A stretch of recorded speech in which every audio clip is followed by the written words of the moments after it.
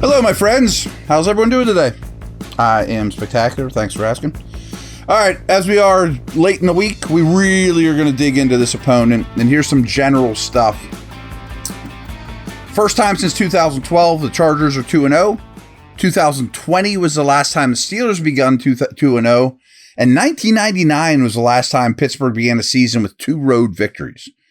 They're 11-3 in their last 13 regular season road games. The Steelers have won their past 14 games on the road while going to the fourth quarter. I guess that's not particularly relevant considering that this is a home game, but anyway. 8 of the last 9 NFL teams to start 2-0 with both wins on the road made the playoffs. I think that's pretty interesting, to be very honest with you. I got lost there for a second. Since 1990, the teams that begun the season 2-0, 64% go to the playoffs, and 41% won their division. Teams that start 3-0, which one of these teams is going to do, make the playoffs at a 75% clip and win their division 51.5% of the time. Pretty crazy. 4 teams this year have only scored 1 offensive touchdown. That's the Steelers, who are 2-0. The Bears are 1-1. Denver's 0-2, and Carolina is 0-2. The Steelers are 19-4 since 2022 in games in which they did not throw an interception, and are 2-11 with at least 1 interception thrown. Think about that discrepancy. I mean, they're 8-1 in games they forced multiple turnovers, and 0-3 when they force 0. Over the past 3 seasons, and now including these past 2 games, the Steelers are 30-7 when they won or tied the turnover battle, and 0-15-1 when they lost the turnover battle. It's crazy. 22-3 since 2020 when they don't turn the football over. And their turnover differential at +5 is the best in the league. Chargers are +2. The Steelers are one of 3 teams that have yet to turn the football over.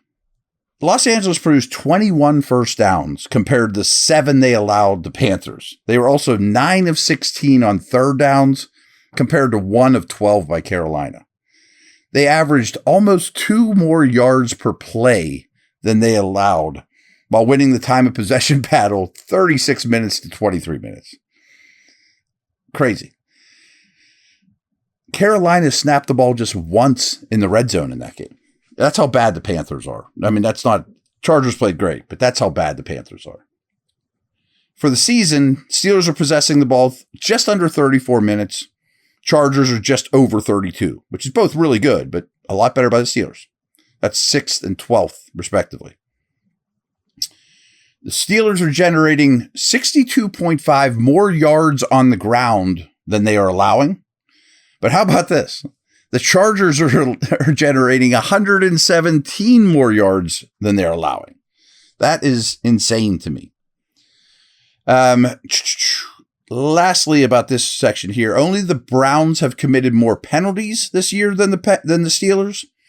The Chargers have committed just 10. The Steelers have 19 penalties. Only 6 teams are better than the Chargers, but the Browns are the only ones who have committed more than the Steelers. But in terms of penalty yards, only 3 teams are better than Los Angeles, but there are 6 worse than the Steelers in terms of yardage through penalties. This episode is brought to you by Bet Online, the world's most trusted betting platform and your number 1 source for everything football.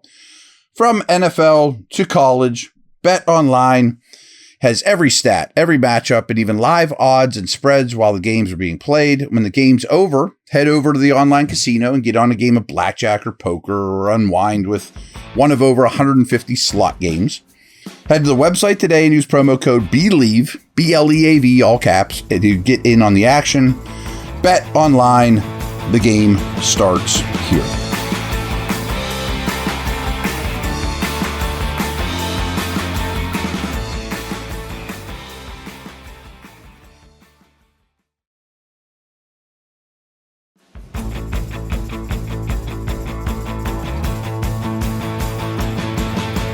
All right, I want to focus now on when LA has the ball. Only the Saints and Steelers are running the ball a higher percentage of the time. And only the Bills are running it higher on first downs.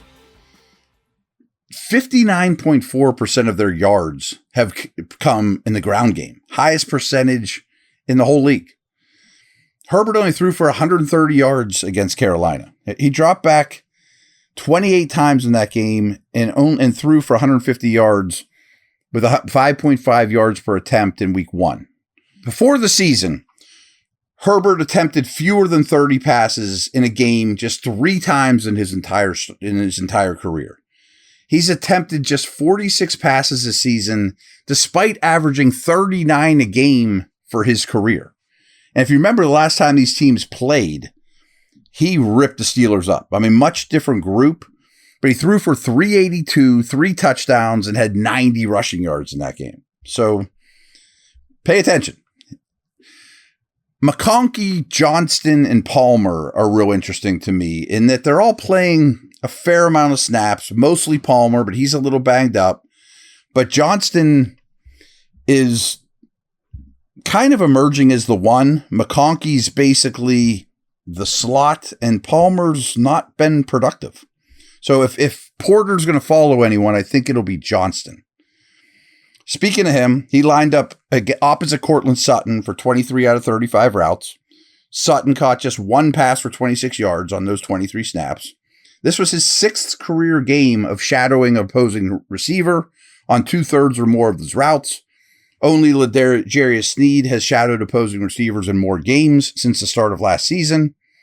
And through 2 games, he has only given up 3 catches for 33 yards. Pretty crazy. The tight ends for the Chargers, Hurst is really the receiver. Disley's the blocker. Disley's only ran a route on 26% of dropbacks compared to 76 for Hurst. Only 5 defenses have a better completion percentage allowed than Pittsburgh. The Packers are the only offense with more rushing yards than the 395 produced by LA. The Steelers allow 76.5 rushing yards per game, though, which is 4th best. So that's a real strength on strength situation. And they basically split snaps between Dobbins and Gus Edwards. But Dobbins has been ridiculously good. I mean, unsustainably good. Where Gus Edwards has been his normal plotter, short yardage, closeout games. But Dobbins is averaging 9.9 yards a carry. And over 75% of his yardage have come on long runs, 10-yard runs or longer. So a huge key is just no explosive runs. The Steelers are only allowing 3.7 yards per rush attempt, though, and only 5 defenses are better. But the Chargers are gaining 5.6 yards per attempt, which is bonkers. But only 2.4 of the rushing attempts against Pittsburgh have gone for 15 or more yards, which only 6 defenses are better. There hasn't been a pass defense better than the Steelers on early downs, 1st and 2nd down, and only the Saints and Chargers have been better against the run on early downs. They have the best EPA on early downs in the NFL. The Steelers' opponents are only converting 19% of their 3rd down attempts, best in the league. The Chargers' offensive drives get to 3rd down 62% of the time, which is only ahead of the Bears. So they're often in 3rd downs, and the Steelers are great in 3rd downs on defense. Only the Chargers have a better red zone defense this season than Pittsburgh, and 13 total points allowed by the Steelers' defense is the fewest 2 games since 2007 for this organization. So it'll be interesting when the Chargers have the ball. I would think this is the game that you have to let Herbert be Herbert a little bit more. I mean, they're going to come out with a lot of tight ends and run the football a lot like the Steelers behind a good, very, very talented offensive line. But I think you have this ace up your sleeve, Harbaugh does, in Herbert, that he hasn't had to use. I think he's going to have to use him in this game. All right, everyone, we'll go with the other side of the ball and predictions tomorrow.